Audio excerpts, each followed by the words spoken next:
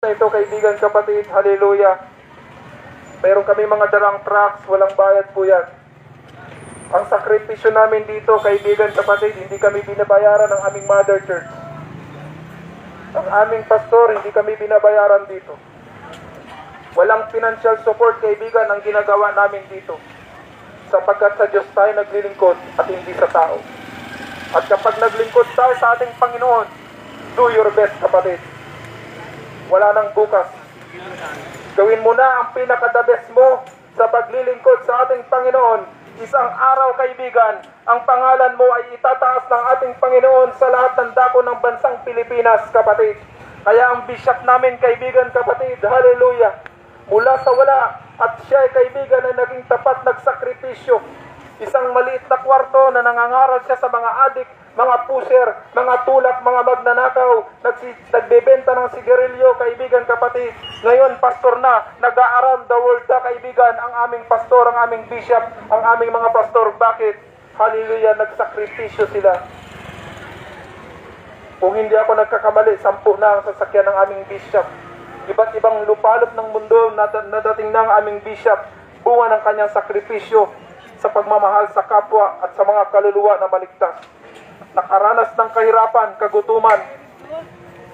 Halos mamatay na ang aming bishop para lang ipanalangin kaming mga disciple, para lang magpatuloy kami sa paglilingkod. Kaya kaibigan kapatid, kapag umaalis ang aming bishop, pinagmamalaki niya, itanataas niya ang kanyang mga pastor. Umiiyak ang aming bishop, nangangaral sa kalye na walang kain, walang merienda, nagahayo.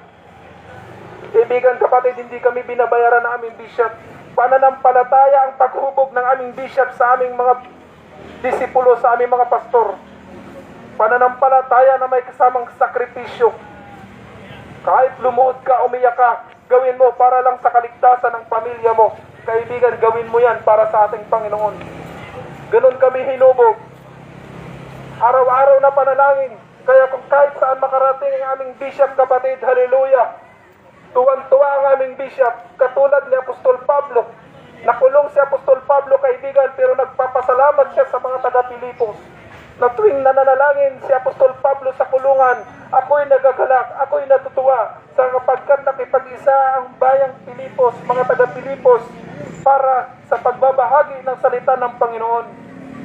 Kapatid, hallelujah, saan man makarating ang pastor mo, saan man makarating kaibigan ng bishop mo, saan man makarating ang magulang mo, kaibigan kapatid, ang kamag-anak mo, kaibigan, isang araw, itataas ang pangalan mo, ikikwento nila kaibigan ang pangalan mo, at pag-street preaching mo sa live streaming kaibigan, hallelujah, punong-puno ka ng pag-asa, makaranas man ng sakuna, makaranas man ng kawalan sa daigdig na ito, pinaglaban natin ang pananampalataya, nakipagbaka tayo kaibigan kapatid sa mga masasamang espiritu, hinarap natin, hallelujah, ang daigdig na ito ng puno-puno ng kaguluhan, pinagtanggol natin ang kaharian ng ating Panginoon. Isang araw kapatid, hallelujah Jesus, ipapakilala ka ng ating Panginoon sa lahat ng tao sa buong daigdig. Kaya kung bakit na mayagpag ang pangalan ni Haring David, kaibigan kapatid. Kaya isinulat niya sa Psalms 23, kaibigan, hallelujah, even though I walk through the valley of the shadow of death, I will not fear. Lumakad man ako sa kadiliman sa kamatayan, hindi ako matatakot kaibigan. Bakit sinamahan si Haring David kaibigan? Hindi pa siya hari noon. Pinagtanggol niya ang bansang Israel sa pamamagitan ng kapangyarihan ng ating Panginoon. Tinalo niya si Goliath, isang mandirigma, isang makapangyarihan kaibigan kapatid. May dalang armas, may dalang espada kaibigan kapatid. Hallelujah, pero si David kaibigan, hallelujah, ang dala-dala niya ang pananampalataya at kapangyarihan mula sa ating Panginoon. Kaya nagapit niya si Goliath kaibigan kapatid.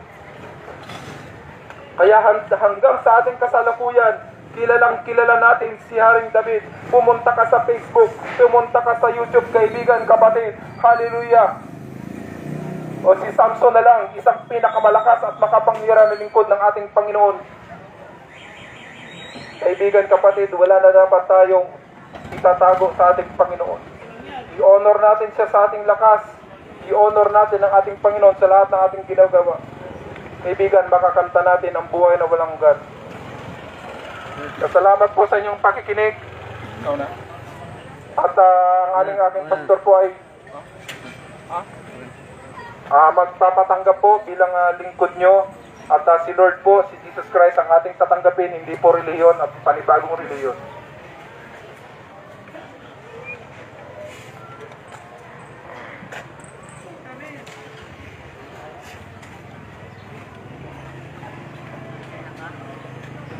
Salamat po sa inyong pakikinig at naniniwala ako, kaibigan, na habang nakatayo ka dyan o nakaupo ka man dyan, Amen, bagamat hindi mo pa siguro maintindihan lahat, pero naniniwala ako, the moment na nakikinig ka, meron ng ginagawa ang Diyos sa buhay mo. Kung hindi mo palang mararamdaman yan, pero maliwanag po kasi, sabi ng aklat ng Romans chapter 1 verse 16, ang salita ng Diyos ay makapangyarihan. Amen.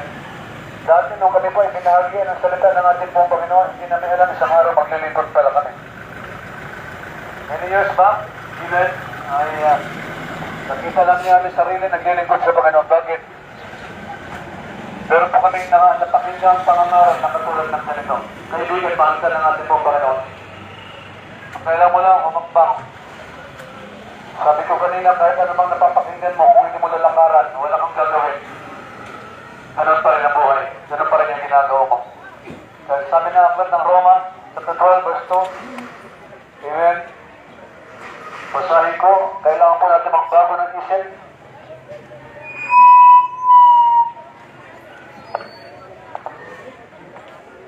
Itong hawak ko po ay Biblia na mga salita ng Diyos version sa dito. Amen.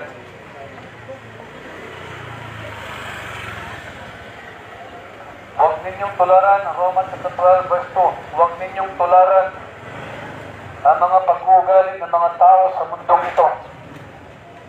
Hayaan ninyong baguhin kayo ng Diyos sa pamamagitan ng pagbabago ng inyong mga isip.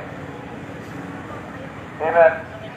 One thing na pinaalala sa akin o instruction ng ating pong Panginoon na kailangan po tayong merong babaguhin sa buhay natin. Kailangan na merong mababago. Hanggang hindi mababago yung ating isip, kapatid, walang mababago sa ating ginagawa. Amen.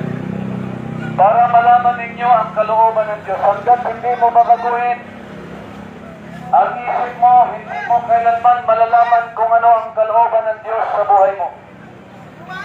Kaya mangyayari, gagawin at gagawin mo yung sarili mong gusto. Yung sarili mong kalooban. Amen. Para malaman ninyo ang kalooban ng Diyos kung ano ang mabuti, ganap at kalugod-lugod sa kanyang paningin. Magsisimula po yan sa isip. Kailangan mo munang baguhin ang iyong pag-iisip, amen, o yung iniisip mo, bago pa makikita sa iyo, kaibigan, amen, na magkaroon ng pagbabago sa iyong mga ginagawa. Hanggang hindi nababago yan, hindi mo mauunawaan kung anong kalooban ng ating pong Panginoon. At kailanman hindi ka lalakad ayon sa kalooban ng Diyos. Sa aming buhay, binago lamang namin yung aming isip. Kaya nung nabago yung isip namin, kasunod doon, kaibigan, yung aming ginagawa ay nababago. Amen. Takot na kaming gawin yung mga bagay na ginagawa namin dati. Bakit? Nabago na yung isip. Kung dati ay bumabatak, ako na siya mo. Dati magdamag eh, nag-iinom ako. Amen. Dati sinungaling. Dati palamura. Nung nabago po yung isip ko, purihin ang ating po Panginoon, hindi ko na ginagawa. Bakit nabago na yung isip ko? Hanggat walang nababago isip, kaibigan, manatili ka pa rin sa ginagawa mo ngayon. Amen. Hindi mo kailanman malalaman kung anong kalooban ng Diyos. Ang alam mo lang gawin kung ano gusto mo. Hanggang hindi mo babaguhin ang isip mo. Amen. Sarado pa rin yung puso mo. Meron ka sariling prinsipyo na pinaghahangakan. Kaibigan, hindi yan na magliligtas sa'yo. Amen. Dahil sa pagbabago ng isip mo, kaibigan, diyan mo makikita, amen, kung anong kalooban ng Panginoon. Diyan mo maunawaan yung mga bagay na mabuti. Amen. Diyan mo maunawaan yung mga bagay na kalugod-lugod sa paningin ng ating po Panginoon. Mababago yung galawan mo sa madaling sabi. Amen. Yung mahalaga, huwag mong tularan ang mga ugali ng tao sa daigdig na ito. Amen.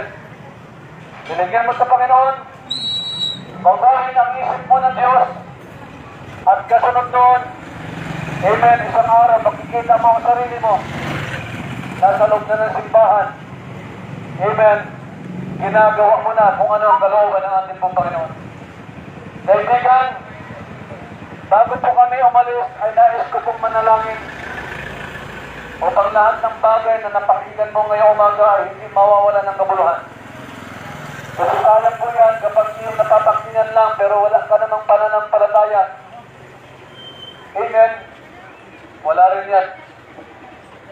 Kaya sabi na aklat ng Romans chapter 10, verse 9, if you confess in your mouth that Jesus is Lord.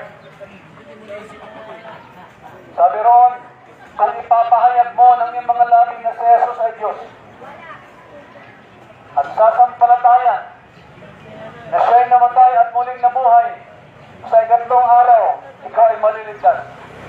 Uulitin ko kaibigan, you have to confess it in your mouth. Hindi sa isip, kundi ipahayag mo ng iyong mga labi.